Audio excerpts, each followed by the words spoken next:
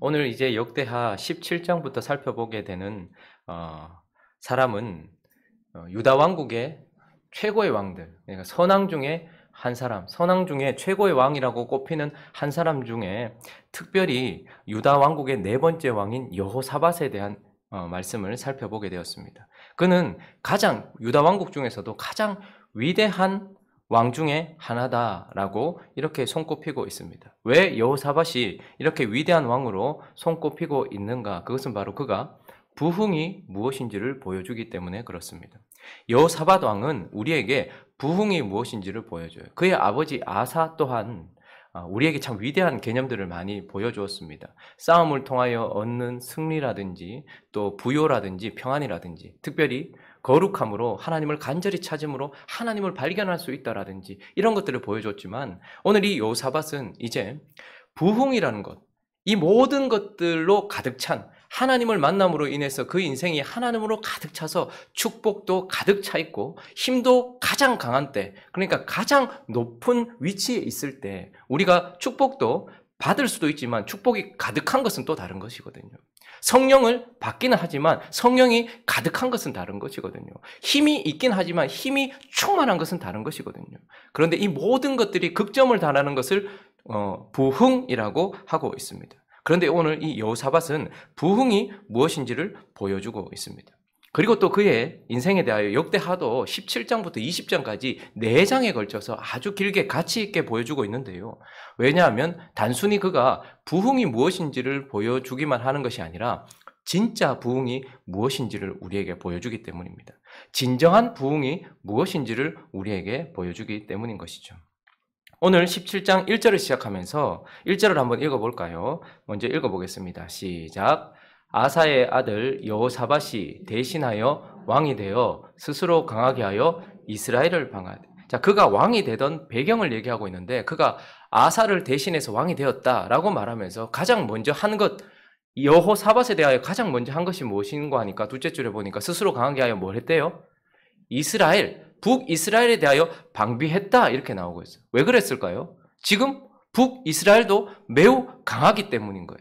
여호사밧의 시대는 부흥의 시대였습니다. 그런데 또 하나 그 위에 있었던 북이스라엘도 부흥이라고 그냥 인간적인 눈으로 외적인 모습으로 보면 그도 부흥했다라고 볼 수 있는 상황들이 펼쳐지고 있었습니다. 그의 아버지 아사가 41년을 다스렸거든요.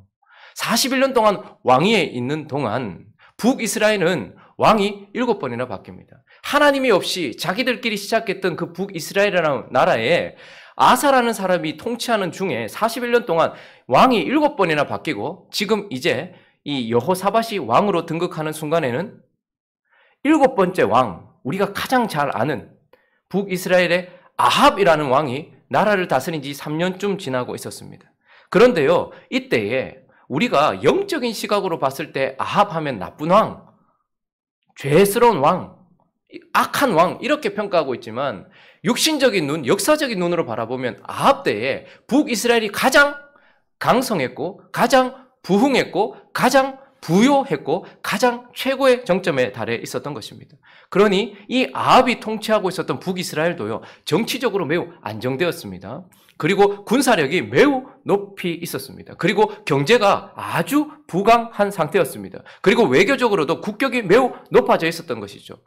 그러니까 여호사밧이 통치하던 그때에는 남유다가 와 부흥했다라고 말할 수 있는 시기였지만 또 다른 부흥, 북이스라엘도 와 인간적인 눈으로 보면 부흥했다라고 두 부흥을 비교하면서 하나님이 진짜 부흥이 무엇인지를 여호사밧을 통해서 보여주는 것이에요.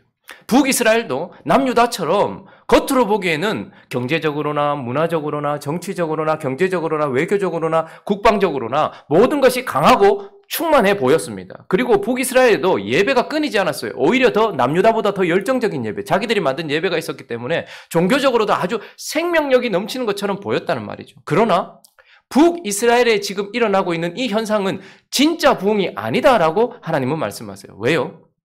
우리가 잘 아는 것처럼 아합은 하나님을 섬긴 것이 아니고 하나님의 자리에 누구를 두었기 때문입니까? 아합은 바알을 섬긴 자였습니다. 부요를 섬긴 자였고 풍요를 섬긴 자였어요. 그리고 그들이 가지고 있는 이 모든 부흥의 결과라고 할 수 있는 어떤 부흥의 어떤 뭐 증명이라고 할 수 있는 이 모든 것들은 사실 진짜 부흥이 아닌 이유는 그가 바알을 섬겼기 때문이기도 하지만 이 모든 결과들을 사실은 인간적인 수단을 통하여 그들의 노력에 의하여 만들어 놓은 것이었기 때문에 그렇습니다. 북이스라엘이 그렇게 강성하고 생명력이 넘쳤던 이유는 아합과 모든 백성들이 인간적인 수단, 정치력이라든지 경제 수단이라든지 아니면 종교적인 어떤 수완들, 이런 것들, 사람들이 가지고 있는 능력을 통하여서 그 결과를 만들어냈기 때문인 것이죠.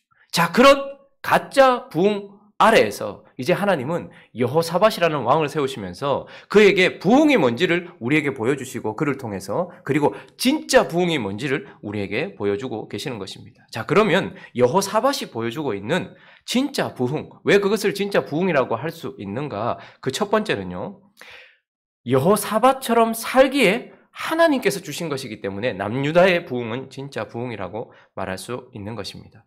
자, 여호사밧처럼 살기에 1절을 다시 보시면요, 아사의 아들 누가 대신하여 왕이 되었다고요? 여호사밧. 이 여호사밧이라는 이름이 참 중요한데요, 야훼 샤벳 이런 뜻입니다. 그러니까 샤벳라는 것은 사사시대, 사사, 그러니까 심판, 결정 뭐 이런 뜻입니다. 심판하고 결정하고 판단하고 재판하는 것. 그러니 여호사밧이라는 이름은 여호와가 심판자시요, 여호와가 판단자시요, 여호와가 결정자시다라고 말하면서 기준은 하나님이다라는 이름을 가지고 있었고, 여호사밧은 그의 이름처럼 살았다라는 것을 보게 됩니다. 모든 사람들이 어떠한 기준을 가지고 있습니다. 여호사밧은 하나님이 기준이었어요. 그런데 대부분의 사람들은 어떻습니까? 지금 특별히 우리가 살고 있는 이 시대는, 그 이전에도 그랬겠지만 특별히 더 발달된 포스트 모더니즘을 살고 있습니다. 포스트 모더니즘은 결국 무엇입니까? 절대적인 진리, 절대적인 어떤 선은 없어요. 상대적인 진리가 있을 뿐이에요. 그래서 내가 좋으면 옳은 것이 되는 거예요. 동성애도 내가 보기에 좋으면 옳은 것이 되는 것이에요. 낙태를 금지하는 것도, 그리고 간통죄를 없애는 것도 내가 좋으면 이게 옳은 것이 되는 것이죠. 그러니 기준이 누굽니까? 내가 기준인 거예요. 내가 기준이 되어서 살아가는 많은 사람들이 있습니다. 또 한 부류는 조금 더 높은 수준이라고 말하면서 자기 자신이 기준이 아니고 많은 사람들이 기준이고, 그 중에 옳은 사람들이라고 여겨지는 사람들이 기준이에요. 그래서 사람들이 뭐라 하는가, 다수의 사람이 뭐라 하는가, 그리고 옳아 보이는 사람들이 뭐라 하는가, 그 기준에 맞춰서 살아가는 사람들이 있어요. 그래서 내 삶을 드릴 때에 많은 사람들, 옳은 사람들이 뭐라고 말했는가, 그것에 맞추어서 자기 자신을 사는 사람들도 있습니다. 그리고 젊은 날에 많은 사람들이 그렇지만 세상의 기준에 맞춰서 살아가는 사람들도 있어요. 세상이 무엇을 요구하는가, 세상이 무엇을 성공이라고 말해주는가, 세상이 무엇을 옳다라고 말해주는가에 따라서 거기에 맞춰서 살아가는 사람들이 있어요. 그러나 이 모든 것들이 가치 있는 삶이 아닐 수밖에 없는 이유는 무엇입니까? 나 자신이 의인은 없나니 하나도 없어요. 거기에 나도 포함됩니다. 그러니 내 안에는 부패성이 남아있단 말입니다. 예수를 믿기 전에도 우리 안에는 죄가 있지만 예수를 믿고 난 이후에도 우리 안에는 부패성이 남아있기 때문에 나 자신이 기준이 되는 순간 우리는 잘못된 삶을 살아갈 수밖에 없어요. 그리고 또 하나, 많은 사람들의 기준에 맞추는 것도 옳지 않습니다. 왜요? 많은 사람들 또한 죄인들이기 때문에 그렇습니다. 그들 안에 죄가 있기 때문에 그런 것입니다. 그리고 세상의 기준에 맞추는 것도 옳지 않습니다. 왜요? 이 세상의 신은 누굽니까? 사단입니다. 이 세상은 결국 멸망받고 심판받을 세상인 것입니다. 그렇기 때문에 이 세상의 기준에 맞추는 것도 매우 위험한 것이다 라고 우리에게 말하고 있죠. 그래서 이런 기준에 따라 살아가는 사람들은 결국 어떠한 모습을 보여주고 있습니까? 자기 자신의 기준을 부패한 자기 자신에게 기준을 맞추었고, 부패한 사람들에게 기준을 맞추었고, 죄악된 세상의 기준을 맞추었기 때문에 기쁨도 없고 평안도 없고 결국은 그 영혼이 병들게 되는 거예요. 자기 자신이 옳은 대로 살았던 사람들이 나이가 들면서 후회하는 경우가 많습니다. 그리고 많은 사람들의 어떤 옳음을 따라서 그 사람들이 좋다는 것. 그래서 이런 사람들이 대부분은 정치인이나 연예계에 있는 사람들입니다. 사람들이 좋아하고 사람들이 옳다 하니까 거기에 맞춰서 살았던 사람들이 결국 나중에는 어떻게 됩니까? 우울증에 빠지기도 하고 공황장애가 오기도 하고 버림받기도 하고. 세상의 기준을 맞췄던 사람들이 어떻습니까? 무엇인가를 이루었다가 모든 것을 잃어버리고 허무함에 빠지는 경우가 많이 있는 것이죠. 자, 그런데 이 여호사밧에게 있었던 이 남유다의 부흥은 그가 여호사밧처럼 그의 이름처럼 하나님께 기준을 맞추어서 살았기 때문에 하나님이 주신 것이기 때문에 진정한 부흥이다라고 말하고 있는 것입니다. 자, 두 번째. 왜 그러면 여호사밧이 보여주는 진짜 부흥은 무엇인가? 그 두 번째는요. 다윗처럼 살기에 하나님께서 주신 것. 다윗처럼 살기에 하나님께서 주신 것이다라고 또한 말하고 있습니다. 자, 3절 말씀 한번 읽어볼까요? 3절 시작. 여호와께서 여호사밧과 함께 하셨으니 이는 그가 그의 조상 다윗의 처음 길로 행하여 바알들에게 구하지 아니하고. 하나님께 맞추어 살았기 때문에 부흥이 왔어요. 그런데 하나님께 맞추어 산다는 것이 참 형이상학적이고 좀 뜬구름 잡는 이야기 같지 않습니까? 우리가 하나님께 맞춰 살고 싶어요. 그런데 그걸 어떻게 살아야 되는지, 무엇이 하나님의 뜻인지 가끔씩 헷갈릴 때도 있고 잘 찾지 못할 때가 많이 있습니다.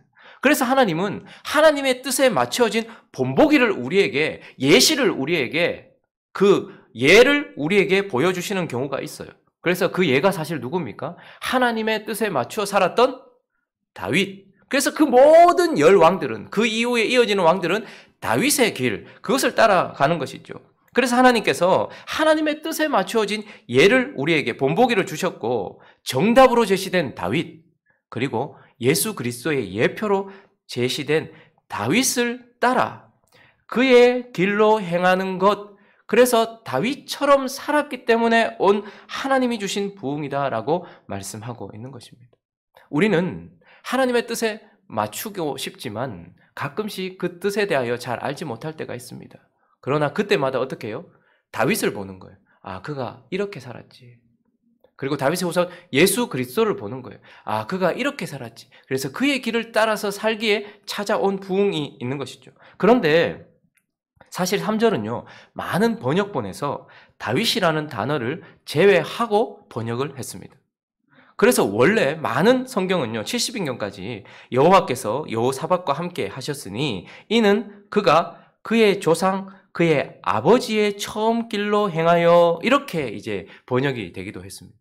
그러니 다윗이 아니라 그의 아버지 아사의 처음 길로 행했다 이렇게 표현하기도 해요. 자, 이렇게 또 해석을 해본다면 우리가 하나님의 뜻을 알고 하나님께 맞추기 위해서 다윗은 멀리 있는 예표이기도 합니다. 저기 멀리 있고 내 손에 잡히지 않은 예표이기도 해요.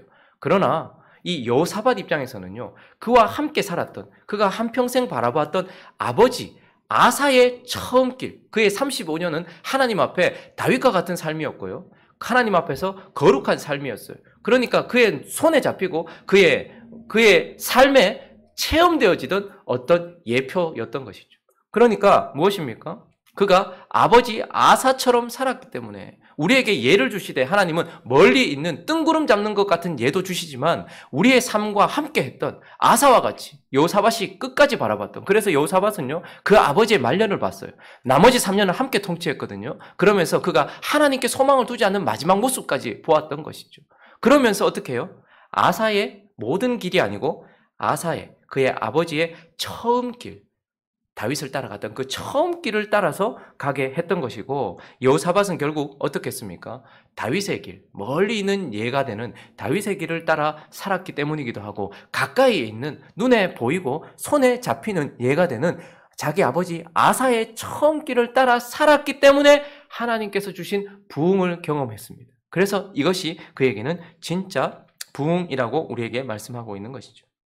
마지막으로 한 가지 더 살펴보면, 그러면 진짜 부흥은 무엇인가? 진짜 부흥은 여호사밧처럼 살기에, 그리고 다윗처럼 살았기에 오는 것이기도 하지만 진정한 부흥은 바로 말씀대로 살기에 하나님께서 주신 부흥, 하나님께서 주신 것, 이것이 바로 진정한 부흥인 것입니다. 여러분, 오늘 본문 말씀을 시작하면서 여호사밧이 아주 귀한 모습들을 많이 보게 됩니다. 1절부터 이렇게 1절에 보면요, 그가 왕이 되자마자 이스라엘을 방어해요. 그리고 군대를 주둔시키고요, 영문을 만들고 자기 나라를 보호하고 있는 것을 보게 됩니다.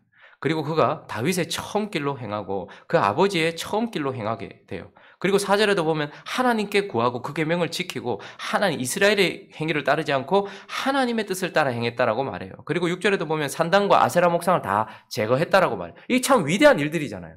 그렇죠? 하나님 앞에서 성읍을 건축하고 우상을 버리고 여호와를 찾고 이 모든 것들은 다 아름다운 것이지만 이 모든 것들은 다 이전의 왕에게도 나타났던 현상들이었습니다. 르호보암도 그러한 삶을 살았었고요.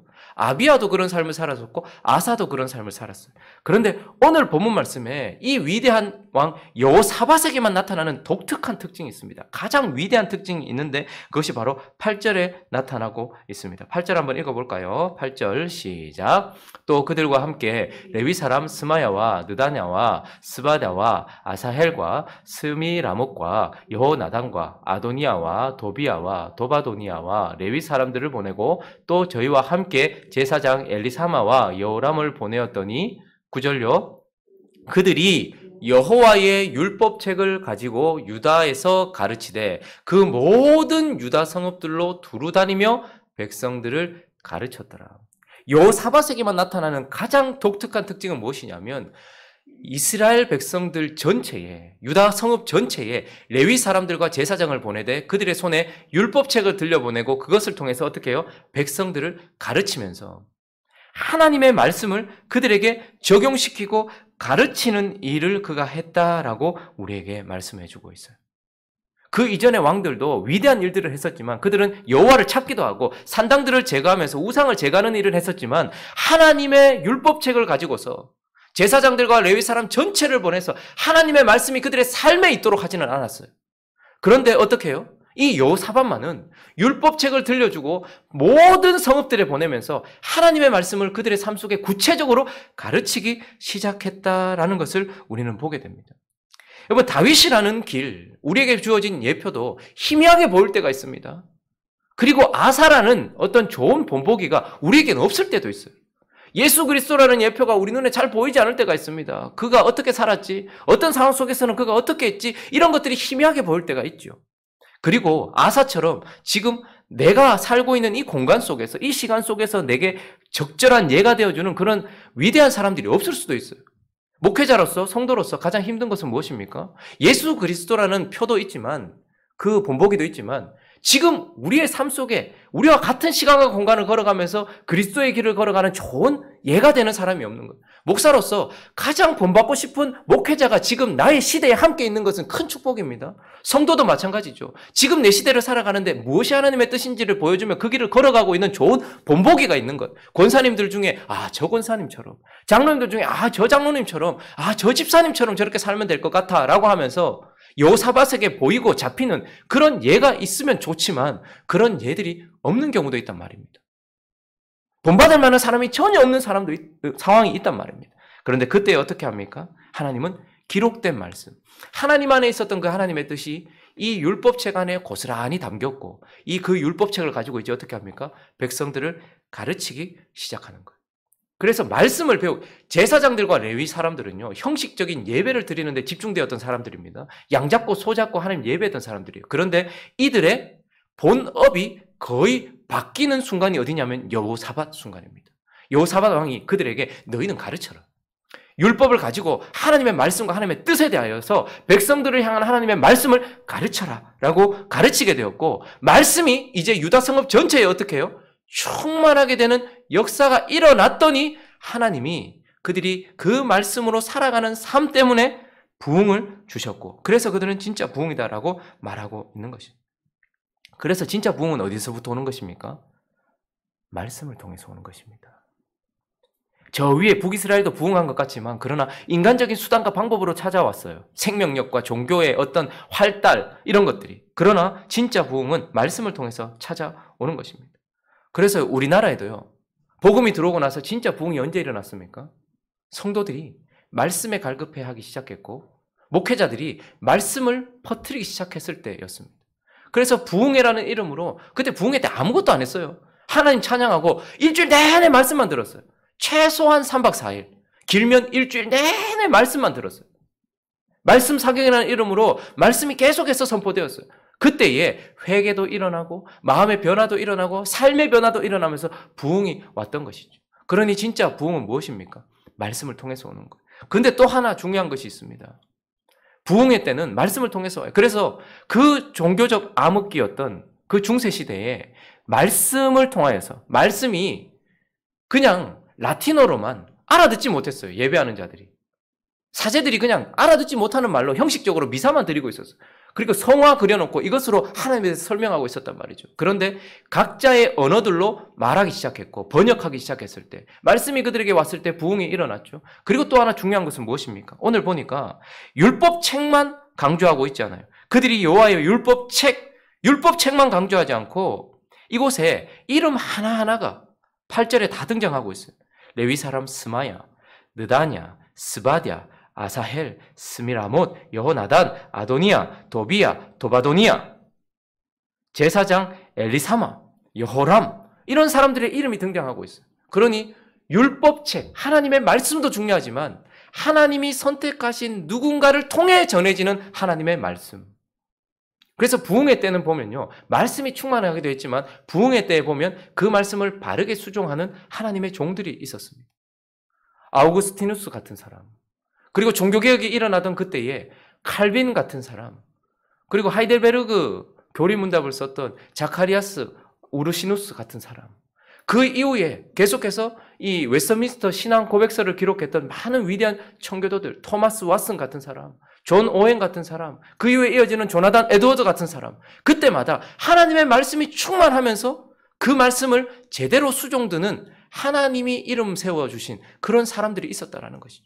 그러니 부흥은 어떻게 오는 것입니까? 하나님이 세우신 사람들에 의하여 하나님의 말씀이 충만할 때에 부흥이 찾아왔던 것입니다. 말씀을 정리하겠습니다. 북이스라엘도 지금 사람들이 보기에는 부흥이라고 말하는 시대를 걷고 있습니다.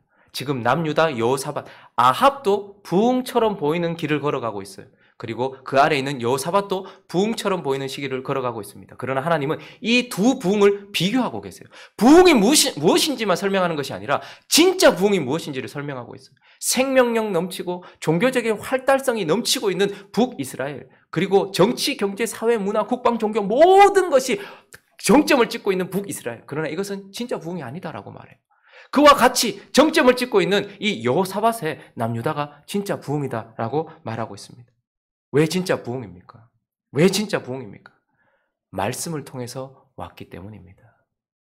그리고 다윗의 길을 걸어갔기 때문에 하나님께서 주신 것이기 때문에 진짜 부흥인 것입니다. 행복한 우리 교회가, 그리고 모든 성도들이 하나님을 만나는 것을 소망하기를 소망해요. 그러나 하나님으로 인하여서 우리에게 부흥이 일어나는, 이 여호사밧 때처럼 부흥이 일어나기를, 내 안에 부흥이 일어나기를, 하나님으로 인하여서 모든 것이 충만하고 정점을 찍는 부흥이 일어나기를 소망하는 저와 여러분 되시기를 예수 그리스도의 이름으로 축원합니다. 그리고 진정한 부흥. 많은 교회들이 막 살아있는 것처럼 보여요. 그러나 북이스라엘의 아합처럼 그렇게 가짜 부흥인 경우가 많습니다. 우리는 하나님의 말씀으로 충만하고 다윗의 처음 길, 아사의 처음 길을 걸음으로 말미암아 하나님이 주시는 진짜 부흥을 경험하는 성도, 교회가 되기를, 그렇게 소망하는 저와 여러분 되시기를 예수 그리스도의 이름으로 축원합니다.